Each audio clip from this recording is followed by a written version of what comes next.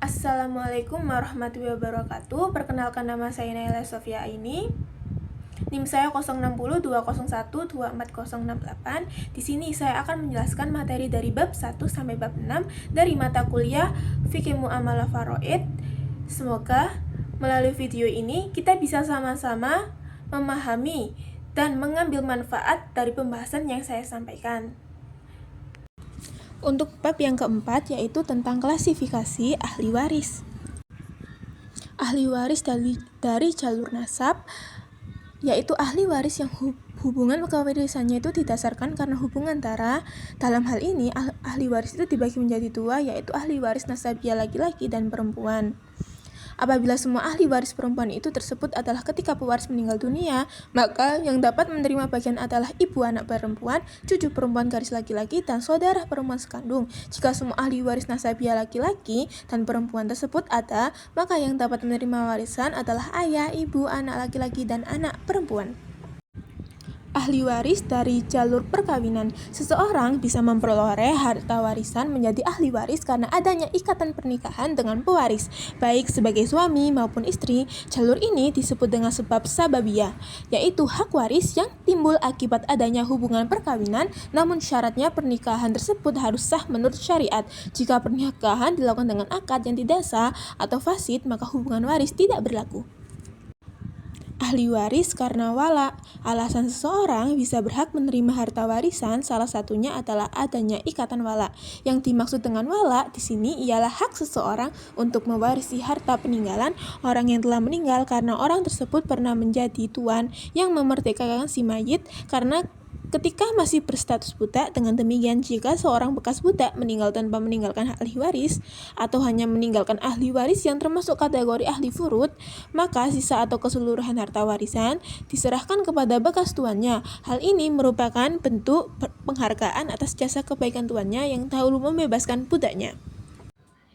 Bagian zawil furud, ahli waris yang bagian mereka telah ditentukan dalam Al-Quran dan hadis disebut zawil furud, dan mereka memiliki hak waris yang pasti sebelum warisan dibagikan kepada ahli waris lainnya. Imam Syafi'i dan Imam Malik berpendapat bahwa zawil furud harus didahulukan dalam pembagian harta sebelum bagian untuk ashabah diberikan.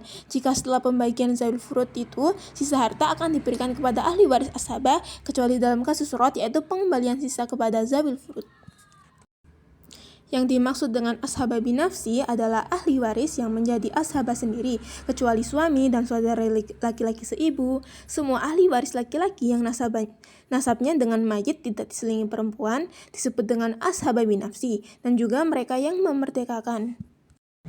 Setelah itu, ashabah bikhoiri. Yang dimaksud dengan ashabah bikhoiri adalah setiap ahli waris perempuan yang diashabakan oleh ahli waris laki-laki. Ini juga dikenal sebagai zawil furud wassahib, yang berarti bahwa ahli waris yang sebelumnya memiliki hak untuk mendapatkan bagian yang pasti tetapi kehilangan hak tersebut karena ada ashabah binafsi yang sederajat. Setelah itu, ashabah maghrihi. Ashabah maghrihi adalah perempuan yang semula memiliki bagian tertentu dalam warisan, tetapi karena adanya ahli waris lain dari golongan ahlul furud, mereka berubah status menjadi ashabah, yakni tidak lagi memperoleh bagian tetap, melainkan mengikuti bagian ashabah. Golongan ini terbatas hanya pada saudara perempuan sekandung maupun seayah. Mereka akan berstatus ashabah maghrihi apabila pewaris meninggalkan keturunan perempuan. Yaitu setelah itu konsep mahjub. Mahjub dalam hukum waris Islam mengacu pada ahli waris yang tidak berhak menerima bagian karena ada ahli waris lain dengan hubungan kekerabatan yang lebih dekat kepada pewaris. Dengan kata lain, hak waris seseorang menjadi gugur akibat keberadaan ahli waris yang lebih utama dalam garis keturunan. Perbedaan waris laki-laki dan perempuan. Dalam bagian ahli waris laki-laki dan perempuan, dalam Al-Quran surat An-Nisa ayat 7 yang menjelaskan tentang waris yang berbunyi, bagi laki-laki ada hak bagian dari harta peninggalan ibu bapak dan kerabatnya, dan bagi wanita adalah hak bagian pula dari harta peninggalan ibu bapak dan kerabatnya, baik sedikit atau banyak menurut bagian yang telah ditetapkan. Kesimpulannya adalah berdasarkan uraian mengenai klasifikasi ahli waris dalam fikih Islam, dapat disimpulkan bahwa sistem pewaris Islam merupakan sistem yang kompleks dan terstruktur secara sistematis yang didasarkan pada berbagai jalur seperti jalur nasabiyah, jalur perkawinan, dan sebab-sebab lain seperti wala. Tiap kategori dalam sistem ini memiliki hak dan bagian tertentu sesuai dengan ketentuan Al-Quran, hadis, dan fikih yang berlaku. Klasifikasi tersebut memuat berbagai kategori ahli waris seperti ahli waris dari jalur nasab, baik laki-laki maupun perempuan, ahli waris dari jalur perkawinan, suami dan istri, serta ahli waris karena sebab wala. Sekian penjelasan yang dapat saya sampaikan. Terima kasih atas perhatiannya teman-teman semua. Semoga materi yang saya sampaikan bermanfaat dan menambah wawasan kita bersama. Wassalamualaikum warahmatullahi wabarakatuh.